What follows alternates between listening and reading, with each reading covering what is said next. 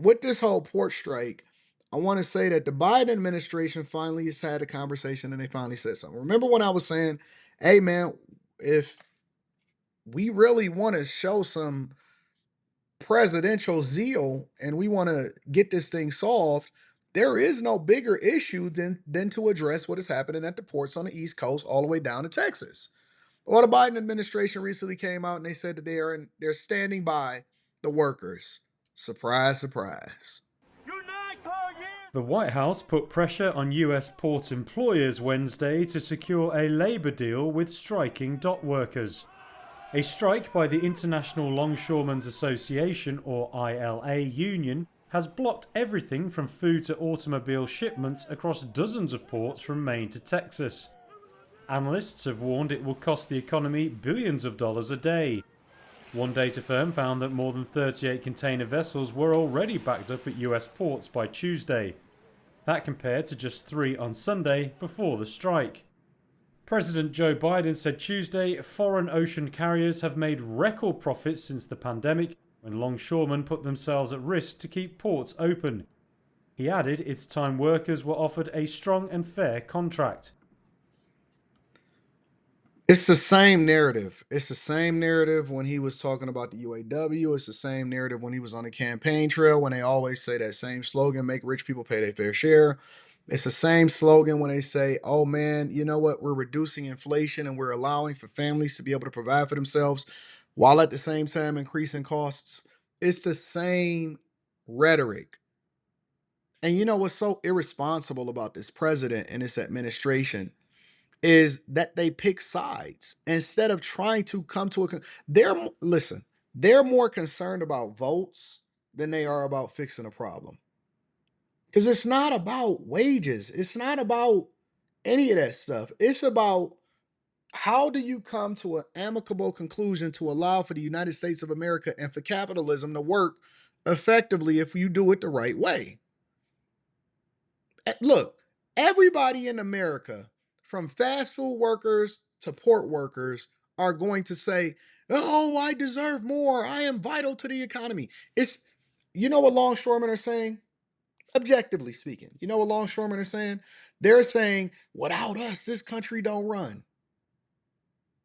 You know what nurses said? "Without us, this country don't run." You know what's happening over in hospitals? Hospitals are shutting down. You know what UAW workers were? We built this country. We are the middle class. Stellantis is laying off. You know what fast food workers said? Man, we were the ones that was here during the pandemic. We're essential workers. We deserve $25 an hour plus overtime. Now they moving all of the restaurants out of California and they you know what gig workers said? We were the ones that was essential to the economy. Without us, everything don't run. Well, over in New York, they're trying to make them W-2 employees instead of 1099. Everybody is essential to everything. And I know that people like, hey, listen, this is what it is. And again, I am sympathetic to the fact that as union members or as workers, you have the right to negotiate on the behalf of what you think. And that's not even what we're talking about right now, because I'm gonna get to that in the next segment. But I'm talking about the responsibility of our legislators, and more importantly, the President of the United States of America, who don't even speak on the issue. He tweeted it. He wrote about it on social media like a bad chick. And instead of amicably behind the scenes trying to make sure that he negotiate with both so that they can both come to a conclusion and maybe he can help and incentivize one or the other to continue to come, so we can get our ports back open instead of it costing us 5, 6, 7 billion dollars a week. He picking sides on social media like a bad chick, like a baby mama. The White House said Biden also directed his team to monitor for potential price gouging activity that benefits foreign ocean carriers. The ILA represents 45,000 port workers and launched its strike just after midnight Tuesday. They took action after negotiations with the US Maritime Alliance, or USMX, for a new 6-year contract collapsed. The USMX had offered the union a 50% wage hike, but ILA leader Harold Daggett said the union is pushing for more. He wants a $5 per hour raise for each year of the new 6-year contract and an end to port automation projects that threaten union jobs. He said the dock workers were prepared to fight as long as necessary to get the wages and protections they want. The strike is the ILA's first major stoppage since 1977 and affects 36 ports. This administration can't win for losing. Everything that we see happening in this administration is a first. The Teamsters don't embrace and don't endorse Kamala Harris the first time since 96. The first time that we had a port workage stoppage in the last 50 years. Can't get nothing done. Can't get a thing done to save their life. The only thing that we can get done is to make sure that Ukraine got funding because they're going to fight for that. They'll open up the borders in order to fight for that. Bipartisan agreement, or we going to keep the borders open. This administration can't get nothing done. Nothing. Never, ever. And this massive inflation is on the way. Watch. JP Morgan analysts estimate the walkout could cost the American economy roughly $5 billion a day. The National Retail Federation called on Biden's administration to use its federal authority to halt the strike. Republicans have also called on Biden to end the strike, warning of its impact on the economy. Biden has repeatedly said he will not do so. The US Department of Agriculture said Tuesday it does not expect significant changes to food prices or availability in the near term. Let me look at it from a different angle. Just want to make sure that we get in this whole thing because basically docs on the West Coast who recently actually ratified a deal after the pandemic and different ports are now saying that they have capacity and they're willing to accept cargo coming in from their side, even though we know this is still going to impact the United States of America in a major scale. And of course, the port strike has ripple effects on the other side of the country as diverted freight may also flow through the ports in Los Angeles and Long Beach. Here to talk about the preparations is Mario Cordero. He is Port of Long Beach, California CEO. And of course, he has had firsthand experience in port worker labor negotiations, given that West Coast dock workers signed their contracts last year. So let's talk about that, though, that diverted cargo. A number of importers diverting to the West Coast ahead of the anticipated strike, which has begun as of 12:01 a.m. today. How much capacity does your port have to handle that diverted cargo? Well, thank you, number one, for this invitation to comment on the question.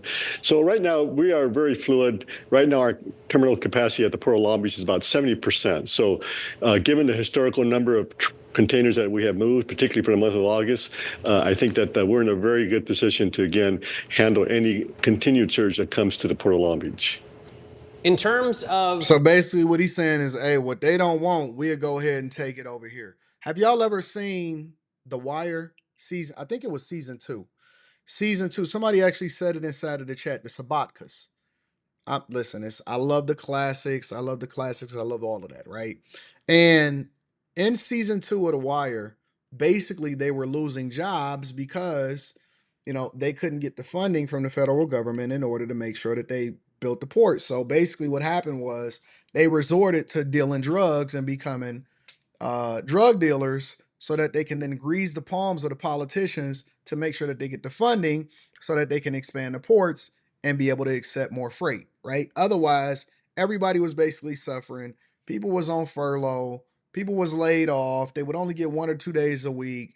And so they would supplement their income by basically stealing off the port or doing deals or aligning themselves with mass drug dealers to make sure that they could ship certain containers in and that it wouldn't get caught. And so it was a really, really good twist to the saga.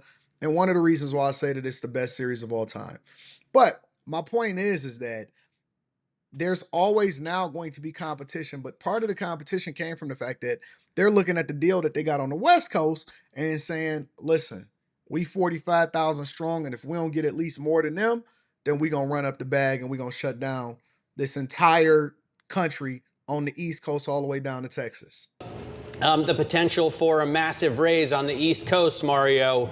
If, longshoremen are getting 80%, even 50% more than they already were here. Does that then cause problems for workers on the West Coast who already signed their contract? Will they feel like they're, at a disadvantage?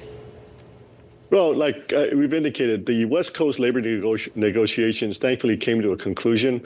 So I think from that respect, there's already labor peace here in the West Coast. As to whether or not that is further impacted, in my opinion, it won't. But again, that's a question for the labor leaders here. At the end of the day, one of the sticking points here is the use of automation here along the ports as well. And how much is this likely to become a sticking point as this kind of tension between labor and employers continues on? Because ultimately, it's that automation that is lowering costs and making deliveries much easier.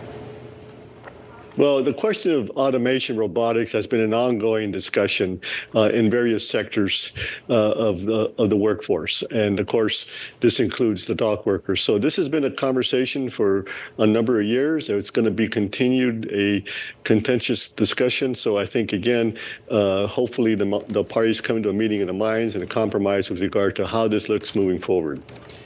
Yeah, everybody wants to get this deal done, so I'm not sure. They're asking for a lot, and I'm actually gonna go over what the union bosses description of it was because I've been kind of holding on to that and saving that because we had so much to cover.